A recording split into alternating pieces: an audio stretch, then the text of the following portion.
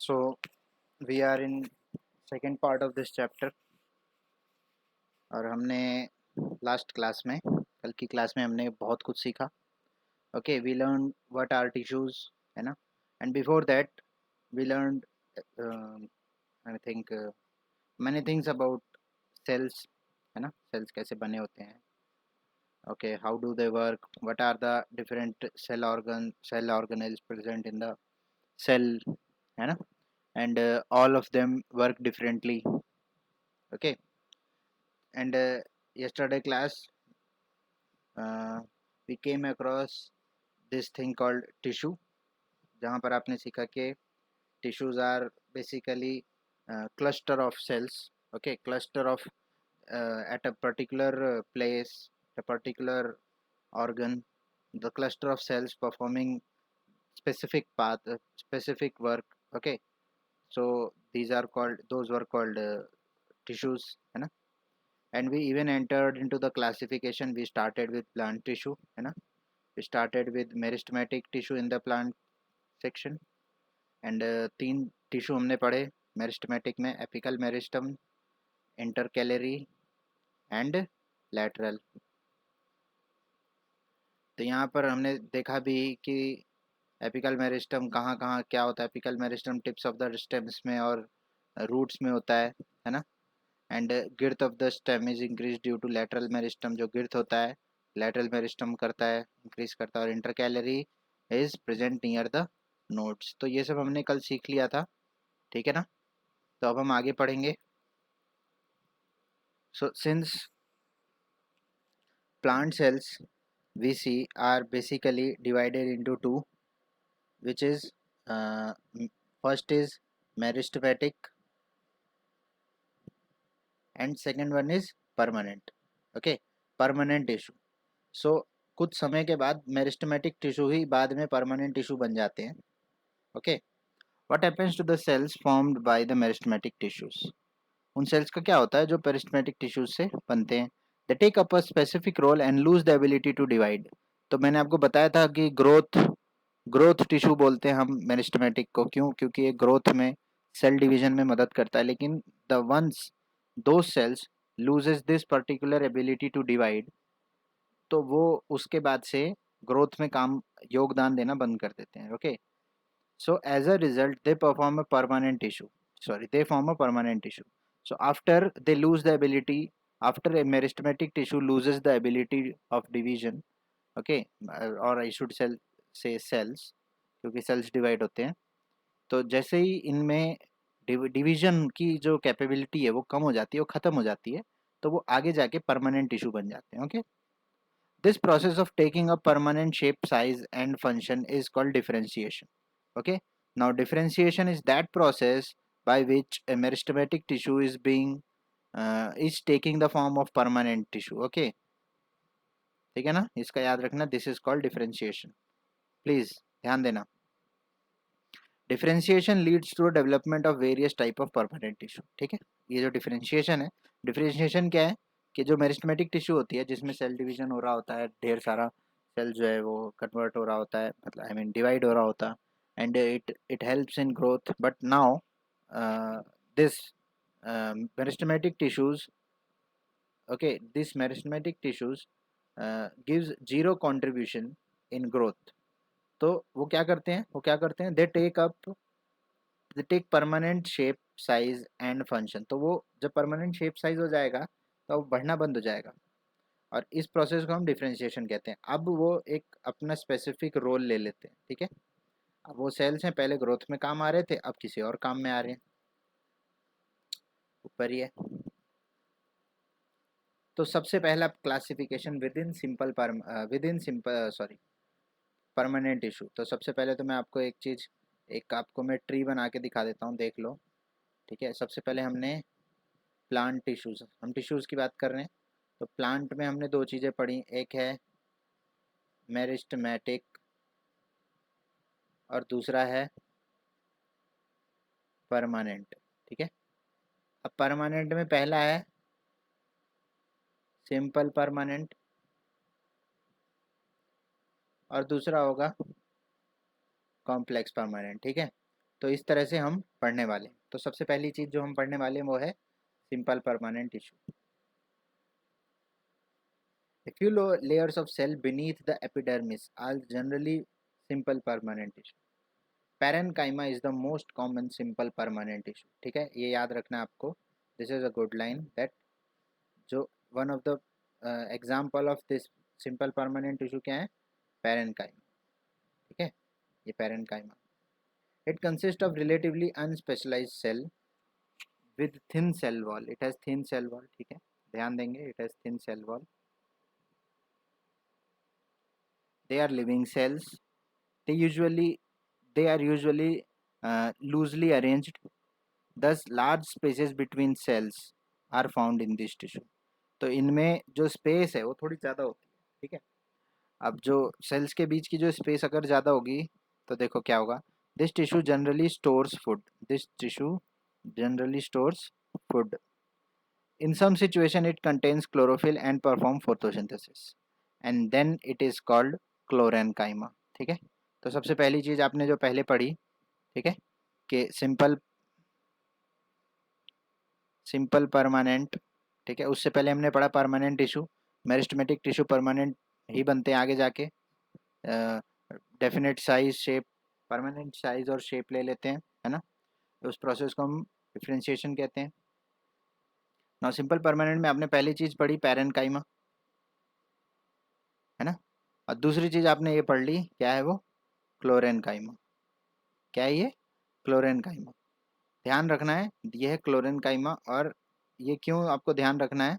क्योंकि ये उस तरह का पैरेन्काइमा टिश्यू है. ठीक है तो ये सब पैरेन्काइमा ही, ठीक है ना, ये सब पैरेन्काइमा ही है.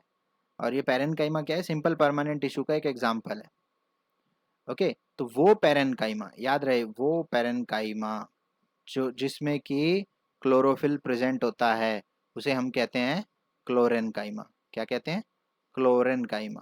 ठीक है, और हमने इससे पहले भी कुछ पढ़ा था. कुछ क्या पढ़ा था हमने? प्लास्टिड्स में पढ़ा था हमने, है ना. पता नहीं कितने लोगों को याद है, कितने लोगों को नहीं है. मैं आपसे टेस्ट लूँगा तो फिर देखो ये सब पूछूंगा तो फिर आप परेशान रहोगे. ठीक है, तो क्लोरेन्काइमा. अच्छा, हम बात कर रहे थे उसकी ना, प्लास्टिड्स की. तो प्लास्टिड्स जो थे ये दो तरह के थे, क्रोमोप्लास्ट एंड ल्यूकोप्लास्ट. और वो प्लास्टिड्स, वो क्रोमोप्लास्ट जिनमें क्लोरोफिल होता था, क्या वो क्लोरोप्लास्ट था क्या? भूलना नहीं है, मैं ओरल टेस्ट लूँगा, याद रखना, ओरल टेस्ट. तो ये क्या है? क्लोरेन्काइमा. वो पैरेन्काइमा जिसमें क्लोरोफिल होता है. In aquatic plants large air cavities are present in parenchyma. To help them float such a parenchyma is called aerenchyma. ठीक है, ये क्या है? एरेन्काइमा. और एरेन्काइमा क्यों बोल रहे हैं इसको एरेन्काइमा? अच्छा देखो, जब मैं मार्क कर रहा हूँ तो आप भी मार्क करेंगे, ठीक है ना. एरेन्काइमा. एरेन्काइमा क्या है? एक्वेटिक प्लांट्स जो होते हैं इनमें लार्ज कैविटीज़ होती हैं, ये थोड़े से हल्के हो जाते हैं. इसलिए आपने देखा होगा जब पानी बह रहा होता है, क्योंकि देखो वाटर फ्लो जहाँ होगा वहाँ पर क्या चाहिए? वहाँ पर फ्लेक्सिबिलिटी चाहिए प्लांट्स में. वहाँ पर जो प्लांट ऐसे सीधा खड़ा रहेगा उसको पानी ले जाएगा. ठीक है, तो जो विद इन द वाटर जो रहते हैं एक्वेटिक प्लांट्स होते हैं वो बहुत फ्लेक्सिबल होते हैं. ठीक है, तो वो फ्लोट करते हैं. Such a parenchyma is such an parenchyma type is called aerenchyma. ठीक है, क्लोरेन्काइमा पढ़ लिया जहाँ क्लोरोफिल होता है, एरेन्काइमा जहाँ पर एक्वेटिक प्लांट्स होते हैं.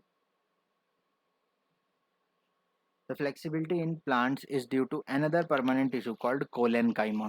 ठीक है, तो जो नॉर्मल प्लांट्स जो हैं जो फ्लेक्सिबिलिटी प्रोवाइड कर रहे हैं वो क्या है? कोलेनकाइमा. एक और नई चीज़ क्या है ये? कोलेनकाइमा. ज़्यादा हो गया, एक मिनट. Yes, collenchyma. ये क्या कर रहा है? फ्लेक्सिबिलिटी प्रोवाइड कर रहा है ना. ये ये देखो, ये फ्लेक्सिबिलिटी है यहाँ पर. फिर उसके बाद it allows bending of various parts of plant like tendrils and stem of climbers without breaking. It also provides mechanical support. We can find this tissue in leaf stalk below the epidermis. ठीक है, ये बार बार epidermis बोल रहा है ना, मैं आपको दिखा देता हूँ epidermis.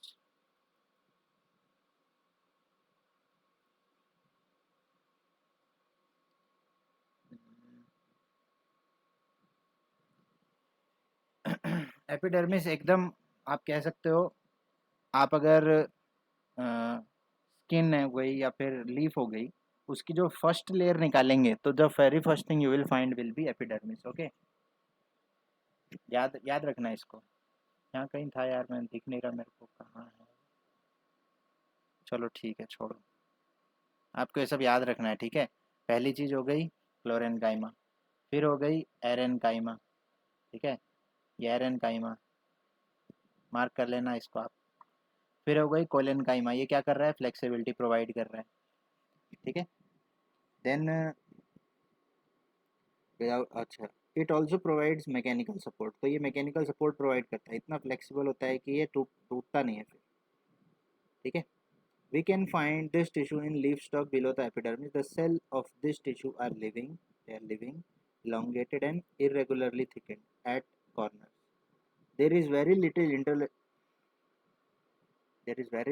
intercellular space. Intercellular space देख लो, ये देखो, ये सेल है और ये बीच में ये रही स्पेस, ये रही स्पेस, ये सब स्पेस, ठीक है, ये इंटरसेलुलर स्पेस।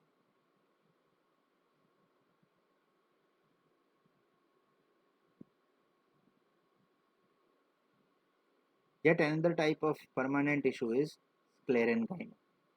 फिर से एक और चीज़ आ गई, क्या है, देखो नाम देखो, कितने सारे के कितने कितने सारे हैं, और आपको ये सब याद भी रखना है। क्या है ये, स्क्लेरेनकाइमा।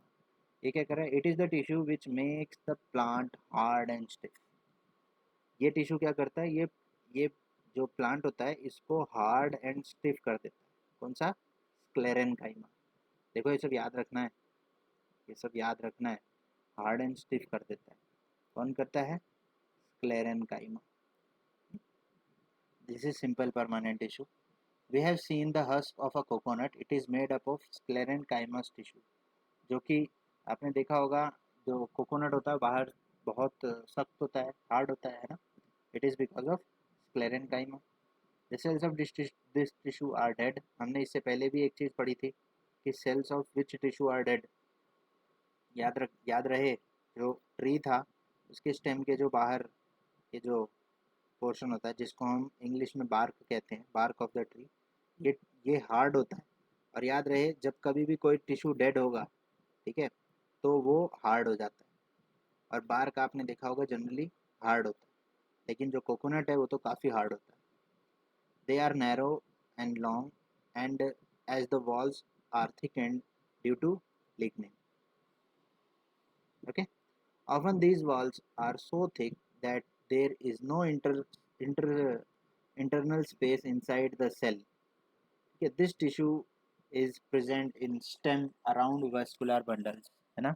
मैंने अभी बताया स्टेम के चारों ओर जो है, आपने देखा होगा हार्ड टिश्यू होता है, बड़े बड़े पेड़ों में आप बार्क देखेंगे हार्ड होते हैं। In the veins of the leaves and in the hard covering of the nut seed and nuts, है ना। बहुत सारे नट्स होते हैं जिनकी आउटर कवरिंग बहुत हार्ड होती है, एप्रिकॉट हो गया, है ना। ये सब चीज़ें काफ़ी हार्ड होती है इनकी बाहर की कवरिंग्स। इवन शायद आमंड्स भी शायद होता है, I am not sure, but हाँ जहाँ तक मुझे पता है आमंड्स की भी आउटर कवरिंग बहुत हार्ड होती है, not the one you eat, जब एक्चुअल में जब ये आपको रॉ फॉर्म में मिलेगा ना तब। It provide strength to the plant. देखो हार्ड होगा तो कैसे भी स्ट्रेंथ तो प्रोवाइड करेगा ही, ठीक है। तो यहाँ पर आपने जो पढ़ा वो था स्क्लेरेनकाइमा, जो कि हार्डनेस के लिए है, और हार्ड इसलिए क्योंकि इसके जो टिश्यू हैं वो डेड टिश्यू हैं, ठीक है। तो ये मैंने आपको बताया कि लीव हो गई, स्किन हो गई, जो भी आप देखेंगे, जैसे लीव की बात करें अगर यहाँ पर, जो लीव होगी उसकी जो वेरी फर्स्ट कवरिंग, या वेरी आप कह सकते हैं कि शुरुआत में जो वेरी फर्स्ट कवरिंग होगी, इसकी जो वेरी फर्स्ट कवरिंग होगी ना, वेरी फर्स्ट लेयर अगर मैं इसकी निकाल दूं तो उसके जस्ट नीचे मुझे एपिडर्मिस मिलेगा, ठीक है, एपिडर्मिस मिलता है, याद रखना है आपको। We observe in the outer most layer of the cell, outer मतलब बाहर की तरफ। अब भैया अब अगर आप उसको लेयर निकालने जाओगे तो सबसे पहली लेयर सबसे बाहर की निकलेगी, है ना, वही ये बोल रहा आउटर मोस्ट का मतलब is called epidermis. The epidermis is usually made of a single cell sorry, single layer of cell. In some plants living in very dry habitat, बहुत ड्राई, जैसे हॉट डेजर्ट होता है ना, राजस्थान की तरफ आप पाएंगे डेजर्ट है, तो ऐसी जगह पे उनको मैं ड्राई डेजर्ट कहते हैं, ठीक है। इवन ड्राई डेजर्ट हम लद्दाख में भी देखते हैं। अब आप बोलोगे कुछ लोगों को ये होता है कि डेजर्ट का मतलब गर्म। भाई डेजर्ट का मतलब वो जगह है जहाँ पर वाटर नहीं है, और लद्दाख भी ठंडा डेजर्ट है। वहाँ पर ठंडा है, लेकिन डेजर्ट जो है वो है, क्योंकि पानी इतना नहीं है वहाँ पर, ठीक है। वहाँ ठंडा है लेकिन पानी फिर भी नहीं है, वो ड्राई है, वो प्लेस भी ड्राई है। ओके, तो मतलब ऐसी जगह पे जहाँ पर बहुत ठंडा है, उसको भी हम ड्राई कह सकते हैं अगर वहाँ पानी नहीं है। तो मैं ये बताना चाह रहा हूँ, डेजर्ट का मतलब हमेशा गर्मी से नहीं होता। तो जनरली हम उसको जनरल सेंस में गर्म ही मानते हैं जहाँ सैंड होती है। द एपिडर्मिस में be thicker since protection against the water loss is crucial. Epidermis बहुत इंपॉर्टेंट होता है वाटर लॉस में। वाटर वाटर जो ह्यूमिडिटी होती है विद इन द प्लांट या विद इन द लीव्स बहुत ज़रूरी होती है, क्योंकि उसी से फोटोसिंथेसिस होना है। और ये वाटर लॉस अगर हो जाए तो फिर बड़ा ही ख़राब बात हो जाती है, बड़ी ख़राब ख़राब काम हो जाता है उस पर्टिकुलर प्लांट के लिए।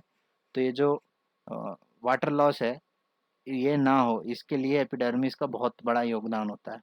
The entire surface of the plant has the outer covering epidermis. It protects all the parts of the plant. Epidermal cell on the, epidermis है बहुत इंपॉर्टेंट है, याद रखना है आपको, सबसे आउटर मोस्ट लेयर में होता है। वाटर लॉस से बचाता है, स्टेबिलिटी प्रोवाइड करता है। क्या था लास्ट में? The epidermal cells on the aerial, अरे कहाँ चला जाता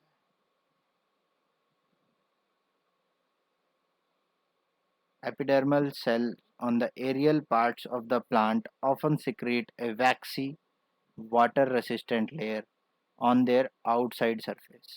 This aids in protection against loss of water. तो ये क्या करता है, एक तरह से एक ऐसा वैक्सी सब्सटेंस, वाटर वैक्सी जैसा, मतलब एक गाढ़ा सब्सटेंस जो है वो छोड़ता है। आपने इवन देखा भी होगा पेड़ों में बाहर की तरफ जेली जैसा इकट्ठा हो जाता है।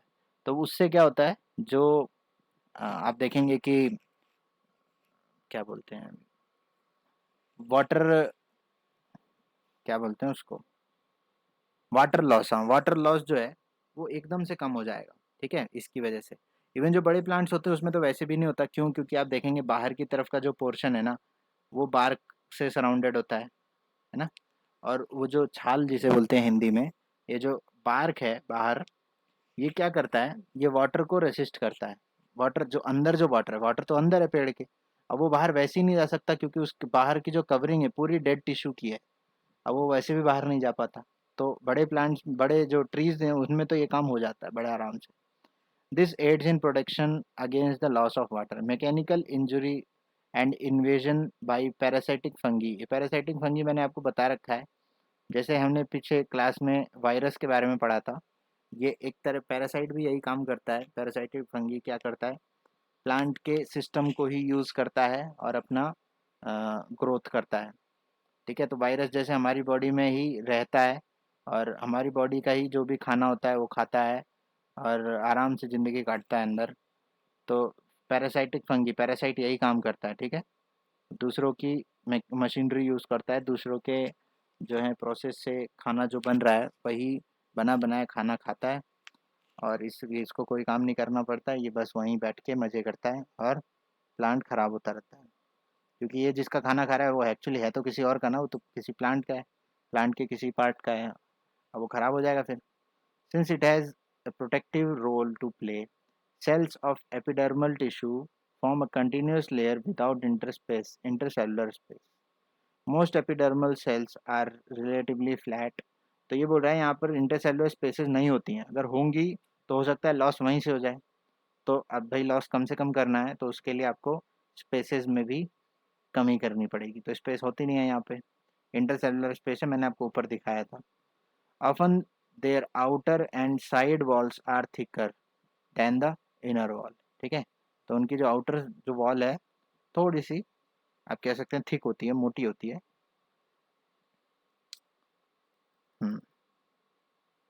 We can observe small pores here and there in the epidermis of the leaf. Okay, तो ये होल स्पोर्स, अभी तो हो रहा था कि इंटरसेलुलर स्पेस और होल में फ़र्क होता है, ठीक है, होल फिर भी बड़े होते हैं, इंटरसेलुलर स्पेस तो बहुत ही छोटी होती हैं। These pores are called stomata. बहुत इंपॉर्टेंट है ये, बहुत बहुत बहुत इंपॉर्टेंट, ठीक है, ये इंपॉर्टेंट चीज़ है, जो कुछ आई है ये आप मार्क कर लो, इंपॉर्टेंट है ये। Stomata are enclosed by two kidney shaped cell called guard cell. They are necessary for exchanging gases with the atmosphere. Transpiration के बारे में मैं आपको थोड़ी देर बाद बताता हूँ, पहले मैं आपको दिखा दूँ। देखो, ये किडनी की तरह है, ये किडनी की तरह है ना, हाँ, तो ये गार्ड सेल है, ठीक है, और ये एपिडर्मल सेल है, यहाँ पर ये देखो, ये एपिडर्मल सेल है, यहाँ बना के दिखा रखा है। ओके, स्टोमाटा यहाँ कहीं बीच में है, और गार्ड सेल देखो ये दोनों तरफ, ये जो किडनी की तरह है ये गार्ड सेल है, और स्टोमाटा इसके बीच में है। इंपॉर्टेंट है, क्यों इंपॉर्टेंट है, यहाँ पे इसने बताया पहली बार ट्रांसपिरेशन क्या है मैं आपको अभी बता देता हूँ, और उससे पहले जो बताया गया है वो है they are necessary for exchanging gases with the atmosphere.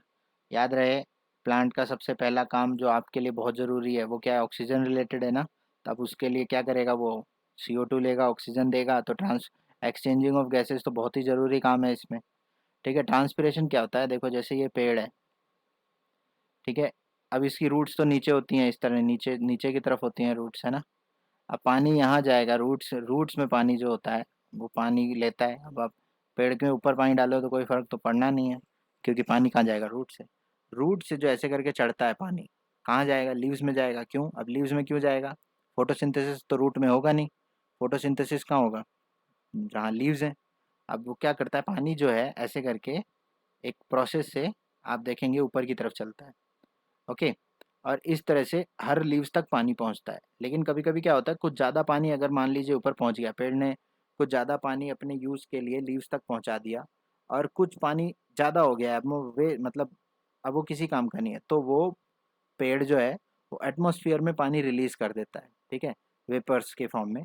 तो इसलिए इस प्रोसेस को हम ट्रांसपिरेशन कहते हैं, ठीक है। अब यहाँ पे पढ़ लो आप, ट्रांसपिरेशन क्या है, loss of water in the form of water vapour, ठीक है, तो पेड़ से पानी जो है वो लॉस हो जाता है। Also takes place through stomata, तो ये जो स्टोमाटा है ये इन दोनों के काम आता है, ठीक है। ये देखो, एक जगह पानी की बात हो गई, एक जगह गैस की बात हो गई, हमने इससे पहले भी पढ़ा था, क्या पढ़ा था, डिफ्यूजन, जो कि सेल में होता है। डिफ्यूजन क्या होता है, गैसेस गैसेस का आदान प्रदान, और यही गैसेस की जगह अगर ये वाटर हो तो हम इसको ऑस्मोसिस कहते हैं, ठीक है, ये हमने पिछले क्लास में देखा था, ठीक है।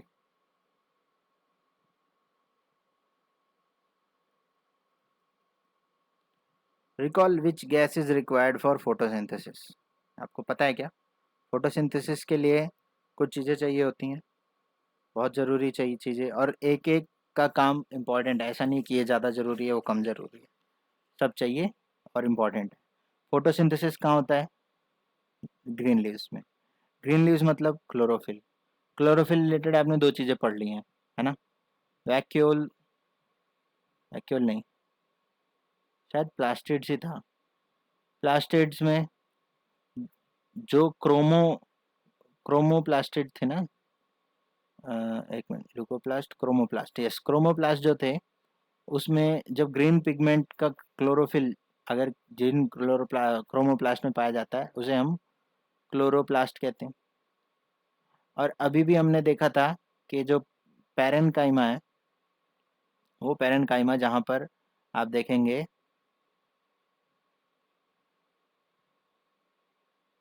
वो पैरेनकाइमा जहाँ पर आप देखेंगे कि क्लोरोफिल है, उसे हम क्या कहते हैं, क्लोरेनकाइमा, है ना, क्या कहेंगे उसको, क्लोरेनकाइमा। एक बार आपको दिखा देता हूँ, क्लोरेनकाइमा और कॉलेनकाइमा में, क्लोरेनकाइमा और कॉलेनकाइमा में लोग कंफ्यूज होते हैं। क्लोरेनकाइमा है क्लोरोफिल रिलेटेड, और कोलेनकाइमा क्या है, फ्लेक्सिबिलिटी प्रोवाइड होती है। ठीक है, तो मैं यहाँ पर अगर मैं लिखना चाहूँ एक जगह पे CHLORO, CHLO है ना, CHLORO, क्लोरेनकाइमा, सॉरी, क्लोरेनकाइमा, और दूसरा क्या है, कोलेनकाइमा,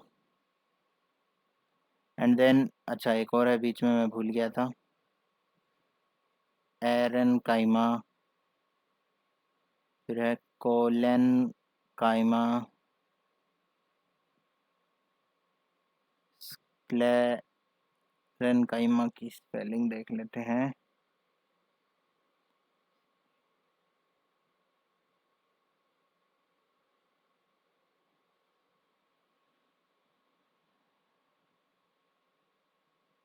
देखो ये सब याद रखना आपको, ठीक है, क्या है ये, क्लोरेनकाइमा, मान लो, यस, जो ये था जहाँ पर क्लोरोफिल, जब पैरेनकाइमा क्लोरोफिल कंटेन करता है वो, एरेनकाइमा क्या है, जो एक्वेटिक प्लांट्स होते हैं, एक्वेटिक प्लांट्स को स्टेबिलिटी प्रोवाइड करने के लिए, है ना, यहाँ लिखा है देखो, in aquatic plant large air cavities are present in the parenchyma to help them float, such an parenchyma is aerenchyma. Collenchyma क्या है, ये फ्लेक्सिबिलिटी प्रोवाइड करता है, और एरेनकाइमा, स्क्लेरेनकाइमा यहाँ लिख रहा हूँ, ये क्या है, हार्ड टिश्यू होते हैं डेड सेल्स का, है ना, ये रिजिडिटी और हार्डनेस प्रोवाइड करते हैं। ठीक है, ये चारों को आपको याद रखना है, और ये सब किसके एग्जाम्पल हैं, simple permanent, simple permanent tissue के। ठीक है, और उसमें पैरेनकाइमा में आपने ढेर सारे क्लासिफिकेशन पढ़े हैं।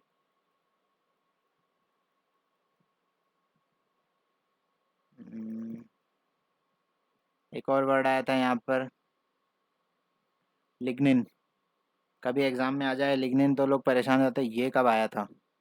The cells of a dead tissue, sorry, the cells of this tissue, कौन से this, sclerenchyma, are dead, they are long and narrow as the walls are thick and due to lignin. ठीक है, lignin की वजह से इनकी walls thick होती हैं, ये डेड टिश्यू होते हैं, और ये जो है बहुत हार्ड होते हैं। कोकोनट की कवरिंग से आप इसको याद रख सकते हो, इम्पॉर्टेंट है। ठीक है, तो मैं बात कर रहा था इसकी, रिक्वायर्ड फॉर फोटोसिंथेसिस, यस, मैंने आपको बताया था कि पिछले पिछले चैप्टर में और इस चैप्टर में क्लोरोफिल का जो है जिक्र 2 बार हुआ है, तो वो कहाँ कहाँ हुआ है मैंने आपको अच्छे से बताया है, यहाँ पर लिख के भी बताया। ठीक है, तो फोटोसिंथेसिस के लिए क्या क्या चाहिए, CO2 यानी कार्बन डाइऑक्साइड चाहिए, वाटर चाहिए, सनलाइट, ये 3 चीज़ें तो आपको बेसिक जो रॉ मटेरियल है किसके लिए, for this photosynthesis to happen, ये सब तो आपको चाहिए ही। इसमें से कोई भी एक चीज़ एब्सेंट होगी आप देखेंगे कि you will not find photosynthesis to happen, and photosynthesis is just process of making food for the plant। Food, plant को फूड ही नहीं मिलेगा तो फिर वो जिंदा ही नहीं बचेगा। समझ रहे हैं आप लोग बात को? तो एक काम करते हैं, आज के लिए इतना ही रखते हैं, यहाँ से कुछ इंपॉर्टेंट चीज़ें शुरू हो जाएंगी, कॉम्प्लेक्स, चलो इसको कर लेता हूँ, कॉम्प्लेक्स जो है हम अगली क्लास में कर लेंगे। ठीक है, सिंपल परमानेंट अभी ख़त्म कर देते हैं। Epidermal cells of the roots whose function is water absorption commonly bear long hair like parts that greatly increase the total absorptive area। तो जनरली जो देखा होगा आपने, रूट्स जो हैं वो इस तरह से होती हैं, फैली होती हैं, इस तरह से आप देखेंगे, रूट्स हैं ये, है ना, और आप फिर एक और चीज़ पाएंगे कि इन रूट्स के अंदर भी ना हेयर होते हैं, ऐसे करके हेयर होते हैं छोटे छोटे। आई होप समझ में आया होगा, आपने देखा भी होगा, छोटे छोटे ब्रांचेज हैं रूट्स की।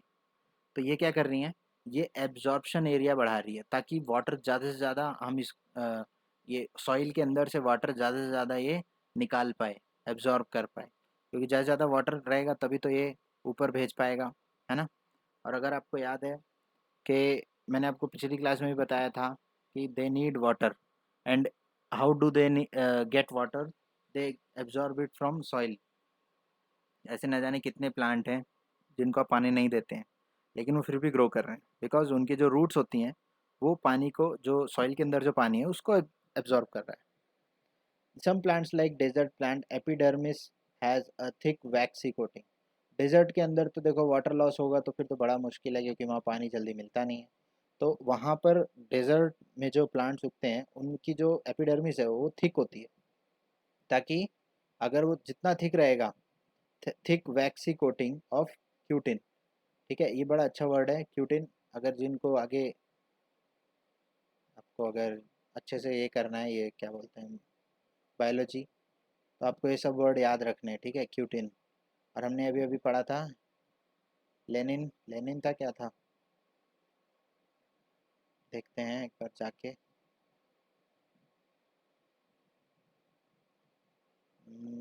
यही था ना, लिग्निन, सॉरी, लिग्निन। क्या है ये, लिग्निन। तो cutin chemical substance which with water proof quality, तो वाटर प्रूफ क्वालिटी होनी चाहिए, नहीं तो भाई वहाँ तो बड़ी परेशानी हो जाएगी, वहाँ तो पानी मिलता नहीं है जल्दी, desert. On the outer surface, ठीक है। अब आप इसका रीज़न थिंक कर सकते हो, अब उसे थिंक करने की ज़रूरत नहीं, मैंने आपको बता दिया क्या है reason. Is the outer layer of the branch of a tree different from the outer layer of the young stem. तो ये तो आपने देखा भी होगा, इसको फिर से, ये लाइन को फिर से पढ़ो और आपको समझ में आएगा, पॉज करके फिर से पढ़ लो। As plant grow older the outer protective tissue undergo certain changes. जो आउटर आउटर टिश्यू है, जैसे जैसे प्लांट बड़ा हो रहा है तो इसके जो बाहर का जो आप देखेंगे टिश्यूज़ में चेंजेस आते हैं, ठीक है, इनमें चेंजेस आते हैं। क्या चेंजेस आते हैं?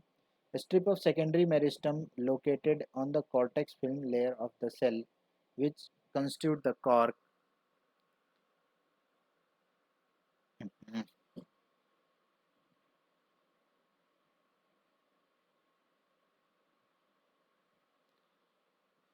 हाँ, यहाँ पर है। And a strip of secondary meristem located on the cortex forms a layer of cell which constitute the cork। ठीक है, कॉर्क मैंने आपको बताया था पिछले क्लास में भी, जो बॉटल होती है इनको बंद करने के लिए, परमानेंटली ऐसे सील करने के लिए, ऐसे करके एक रबर टाइप सब्सटेंस होता है, उसको इसमें दबा देते हैं, फिक्स कर देते हैं तो ये बॉटल बंद हो जाता है। ठीक है, कॉर्क एक्चुअली एक सब्सटेंस होता है, उसी उसी चीज़ को हम डायरेक्टली यूज़ कर सकते हैं।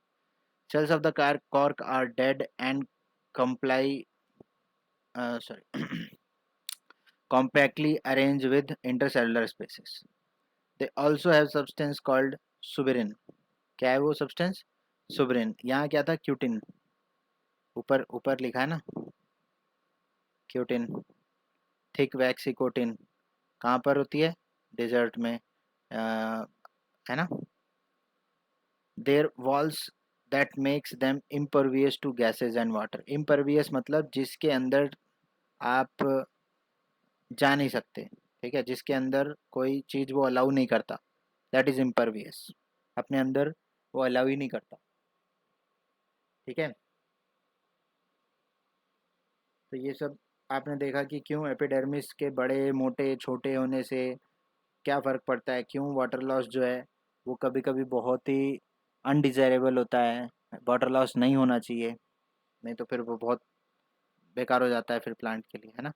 कॉम्प्लेक्स टिश्यू बड़ा बड़ा इंपॉर्टेंट है, ये भी इसके ऊपर एक दो सीधे क्वेश्चन आते हैं, मैं आपको बता दूंगा नेक्स्ट क्लास में, ठीक है। चलिए फिर नेक्स्ट क्लास में मिलेंगे, ओके।